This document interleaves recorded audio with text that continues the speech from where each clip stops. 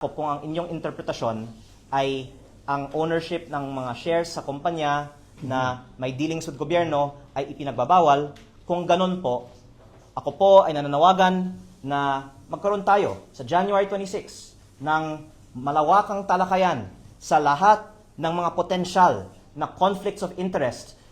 Tignan natin ang mga salin ng 318 members of Congress at ano ang mga kaugnayan ng mga kumpanya na pinag-aari nila sa mga kontrata sa gobyerno. Buksan natin ang mga salin ng lahat ng mga congressman para makita natin sino ang may mga deklarado o hindi deklaradong kaugnayan sa mga kumpanya, sa mga sektor na ito, dahil ako po ay consistent sa ating advokasya para sa transparency. Ako, i-disclose ko po lahat dahil ang ating categorical answer sa inyong tanong ay wala pong paglabag sa batas, lalong-lalo po dahil i-disclose ko po itong lahat.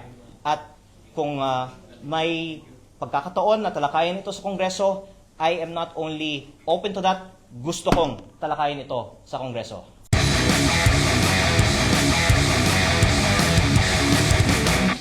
For various reasons, wala nang prangkisa ang solar para sa bayan. Unang-una, nabanggit ko po kanina, para malinaw po, nakalagay sa prangkisa dalawang probisyon. Una, within 2 years, kung walang operasyon, ito po ay ipso facto revoked. Automatic po. Pangalawa, kailangan ng implementing rules and regulations para mag-operate at hindi po ito inilabas, kaya hindi po siya namin na inoperate.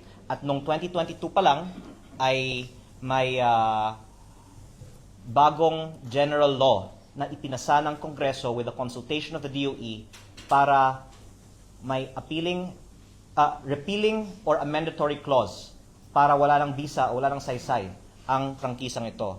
Given the foregoing, I think we can say na wala na ring solar para sa bayan franchise. Sarado na po. Ano Opo. po ang status? Nagsarado na po ang operations ng solar para sa bayan. Defunct po ang negosyong ito. We'll take the last 2 questions, please. Since when, sir? I already said 2022. And in 2022, labas din kasi ng bagong law with a repealing and a mandatory provision that refers specifically to legislative franchises on the same topic. Microgrids. Kaya wala ng visa at wala ng saysay ang kumpanyang ito at wala naman din nag-bring up ng issue ito maliban sa nung nabanggit ko yung Cabral Files. And you remain the owner of Solar Philippines? Yes, I own Solar Philippines Power Project Holdings Inc. Sa dami pong mga pangalan ng mga kumpanya, yung mother company ko po para sa aking shares sa SPNEC ay Solar Philippines and I own Solar Philippines. Holding yun eh, oo. Kasi sir, ang sinasabi ng DOE, Solar Philippines, yung hindi naka-deliver sa commitments nito. What can you say about that? Yung kumpanyang binenta ko po kasi sa Meralco ay pangalang Solar Philippines New Energy Corporation din. Puro Solar Philippines po kasi ang mga pangalan ng aking mga kumpanya eh. At I really think na medyo na over na yung media coverage on this thing kasi para sa kaalaman ng lahat, maraming mga kumpanya naman na may permit, hindi nila itutuloy mga proyekto at hindi naman nagiging subject ng mga presscon ang mga cancellation ng mga contracts na ito at I really just want to make the media focus on what is in the real public interest. Can we get a categorical answer? If Categorical na nga yun.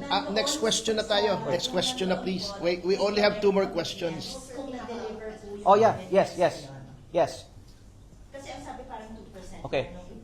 nung commitment. Okay. Well, let me first preface by saying iginagalang ko si DOE Secretary Sharon Garin at siya po ay kaibigan ng aking ina. Ang aking pahayag ay general at ang aking pahayag po ay ito.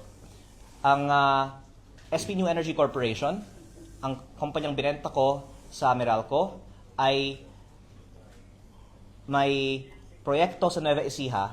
Yun po ang dahilan na binili ang kumpanya ko ng Meralco na may mahigit 3,000 hectares. By the way, taking a step back lang, sa tingin ko kaya naisip nila na binenta ko ang prangkisa kasi nagtaka ang iba bakit nagbayad ang Meralco ng ganitong kalaking halaga. Dahil may mahigit 3,000 hectares. Pinapaliwanag ko lang kasi ito po talaga ang psychology ng iba. Pero lilinawin ko lang na ang kumpanyang binenta ko sa Meralco ay walang prangkisa at walang kinalaman sa prangkisa. Pero you're asking, totoo ba yung 2%? Hindi po. How much did you? Okay, ganito po. Ang kumpanya na binenta ko sa Meralco ay may proyekto sa Nueva Ecija na 3,500 megawatts. Ito po ay na-groundbreak ni Pangulong BBM in November 2024 at ako po ay nagpapasalamat sa suporta ng administrasyon para sa proyektong ito. Kaya ko po hindi nais na banggain ang mga pahayag ng iba dahil nagpapasalamat naman din po tayo na tumulong nga sila sa mga inisyatibong ito. At ang sinasabi ko nga ay dahil, ganito lang po, dahil sa mga magandang polisiya ng administrasyon, pumasok ang pinakamalaking foreign investment sa buong bansa sa taong 2025 sa kumpanyang ito. Pinondohan ito ng mga pinakamalalaking bangko sa ating bansa at ang Meralco po ang nagpapatakbo ng kumpanyang ito. Ang aking kumpanyang itinatag na binenta sa kanila na may ongoing na proyekto na 3,500 megawatts. Hindi po yung 2% na inyong binabanggit. May I just add that the sale... excuse me. May I just... Nasa Philippine Stock Exchange website po. Meralco. May I just add that the sale passed muster both from the Philippine Stock Exchange, kasi listed yan di ba? And the Securities and Exchange Commission. Pero magandang ang sagot na lang is lahat po nito ay nasa website. Kaya sa website na lang po. And Claire Castro should have known. Kaya mukhang dapat mag-research muna bago mag-vlog. Last two questions, please. Sir, sorry, we have a lot of questions. We traveled all the way from Manila. Okay. Yeah, but Pero, So, sir, we have some time constraints kasi. You have to actually, pardon us. ako po ay walang time constraint sa ngayon. Pero para sa inyong kaalaman, may mga tumatawag sa amin ngayon habang kami po ay nagpe-press con. Okay, pero kung few more questions, sir. kung may mangyayari sa akin dahil sa mga tanong nyo, I'm big. sasabihin ko na lang dahil tinanong ako ng TV5, kaya ko nilabas yung katotohanan kaagad. I think we can proceed na po with the question. Kung Leandro, can you just establish, okay na yung SPNEC, walang prangkisa yun, yung solar para sa bayan, yun yung nagkaroon ng prangkisa, nawala po noong 2022. It stopped operating and the It's so facto. and the general law was So there are approved questions by po Congress about in that. 2022. Kasi meron pong interview with the DOAC Secretary Dan Creed. Ang tanong sa kanya, it's unfortunate that the government believed in your promises. Naapektuhan po tayo lahat.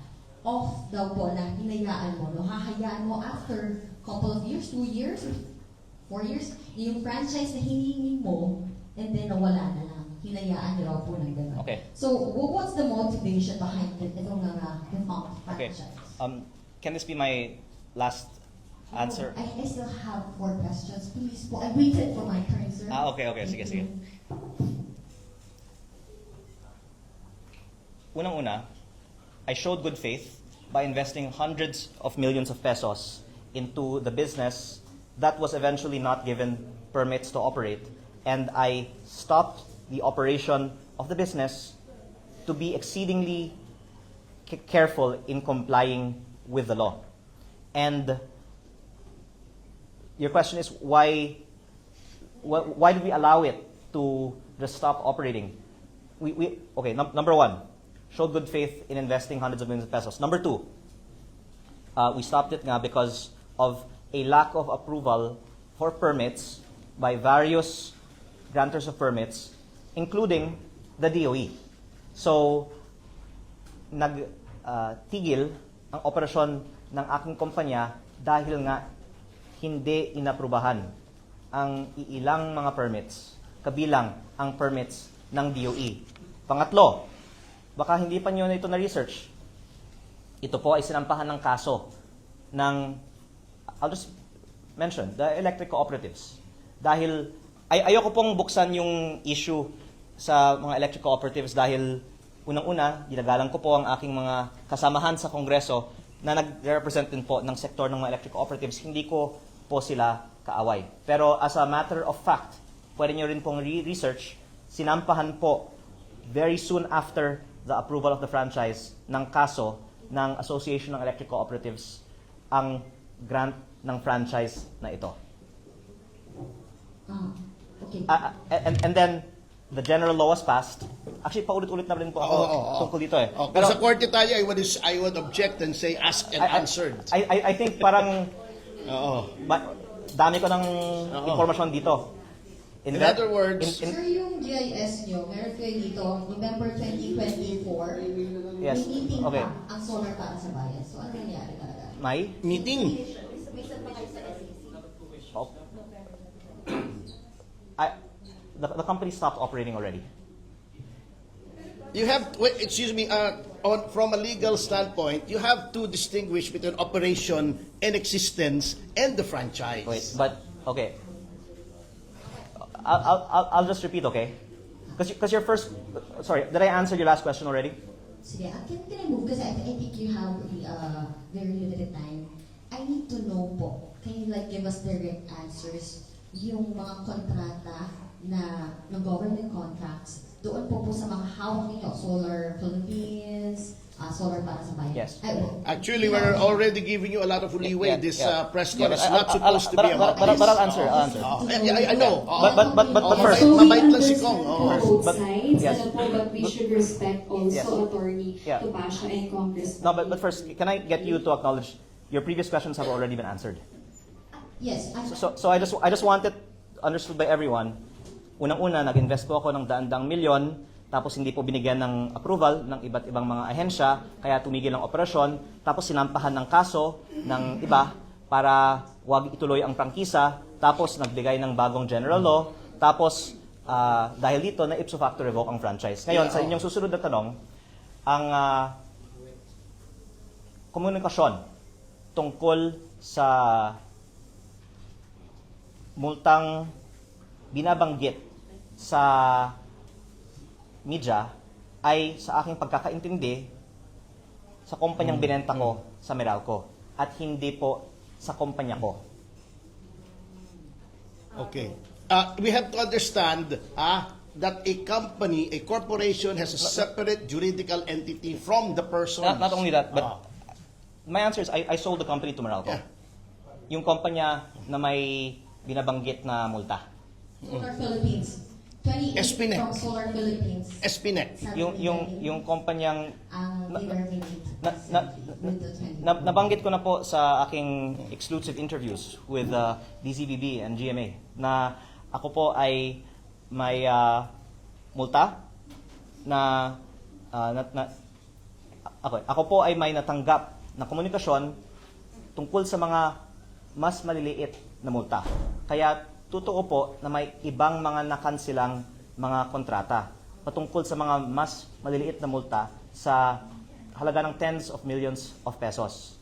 Pero yung binabanggit sa media na alleged 24B ay actually something that I am not fully informed about kasi kung hindi po ako nagkakamali, yun po ay komunikasyon sa kumpanyang binenta ko dahil hindi po yun multa sa akin. Certainly, you have shares po. Nabagin nyo, may shares kayo. You're not directly involved. Shares where? It's okay, I understand. Shares na Solar Philippines and Espinet. Espinet. Under the 1987 Constitution, Article 6, Section 14, no senator or member of the House of Representatives may be directly or indirectly be interested financially in any contract with or in any franchise or special privilege granted by the government Okay. or any subdivision agency or instrumentality thereof, including any government-owned, blah, blah, blah, blah, blah. Your comment on this, kasi sir, under the Anti-Graft and Corrupt Practices Act, directly or indirectly having financial or pecuniary interest in any business contract in connection with which he intervenes or takes part in his official capacity, or in which he is prohibited by the Constitution or by any law from having any interest in a violation niyo po Okay, so- itong anti-graft and sorry. corrupt practices. So, is this your last question? It's a criminal offense. And so the question. Your comment Sorry, on that. is this your last question? Yes, Who last said that? question. Is that you saying No, that? no, or wait, who wait, else? wait. No, I Sorry, can explain let me answer. po the... No, sorry, sorry. I'm citing for the... Sorry. Citing po ang Sorry, article. can I have the floor, please? Is this your last question? No, I can... Yeah, I'm aware of that. Wait, give me your last question, and then I'll answer all your questions together. Last Yeah, question. so question is, Oh, sorry, clearly sorry. you have I shares understand. football, and then Can you give your me- comment on this particular... And then, can you give me your last question? After that, I'll gonna answer both at the same time. So, No, wait. I'm gonna answer. Okay. Okay, but can you tell me your last question? So that Last question na yun. depends on your answer. Last No, question no. na yun. We cannot, Okay. pwede Okay. tuloy-tuloy With naman this tayo. po, sorry. I already announced that. Oh, sorry. Let me let answer. us let Let me My answer. question after, yes. Yeah, yeah. I read the part of the Constitution. Did you violate po ito 1987 Constitution Article 6, Section 14? Thank you, sir. Okay. Ako po ay obviously well advised and informed ng mga abogado. Kaya siguro inosente lang ang mga nag-iisip na ako po naman ay gagawa ng ganyang pagkakamali. Akala nila wala akong abogado. Malinaw po sa batas na walang paglabag ang ownership ng financial interest ko sa Solar Philippines Power Project Holdings na may interest nga sa mga DOE service contracts. At please allow me to finish. Nabanggit ko po kanina na ako po ay una nag-disclose ng aking ownership sa aking SALN, hindi nagpa-participate sa mga diskusyon tungkol sa energy sector o franchises, at ang policies na ito ay malinaw po sa Kongreso dahil karamihan po ng Kongreso ay may ownership sa mga kumpanya na may ganito ding klaseng mga kaugnayan sa gobyerno. Kasi napaka-lawak po ng sakop kung ang inyong interpretasyon ay ang ownership ng mga shares sa kumpanya na may dealings with gobyerno ay ipinagbabawal. Kung ganun po, ako po ay nananawagan na magkaroon tayo sa January 26 ng malawakang talakayan sa lahat ng mga potensyal na conflicts of interest.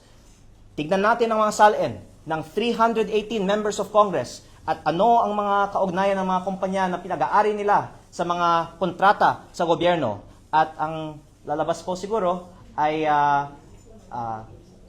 marami pang mga ibang may ganyang mga kaugnayan sa gobyerno o higit pa, at ang legal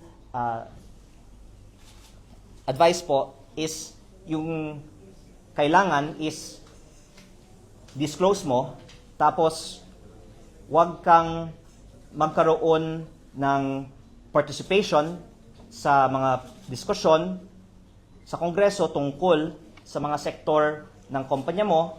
Notwithstanding that, meron pang mga iba na may-ari, for example, ng construction company, pero may kaugnayan sa DPWH o sa Public Works Committee. Pero ako, mas maingat ako.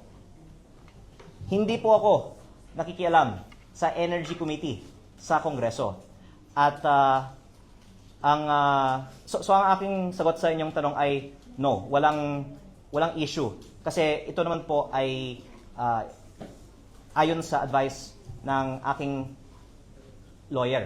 And then meron pa akong isang dadagdagan pa, pero pwede niyo pong tapusin So, ang inyong tanong. your answer ay hindi po kayo lumalabag dito sa... Opo. Oh, yes. Opo, yes, categorically. Hindi. Kay At- indirectly... Opo. Okay na ba Opo, tayo dyan? Okay na pero tayo? ako po ay welcome sa... Please let me answer.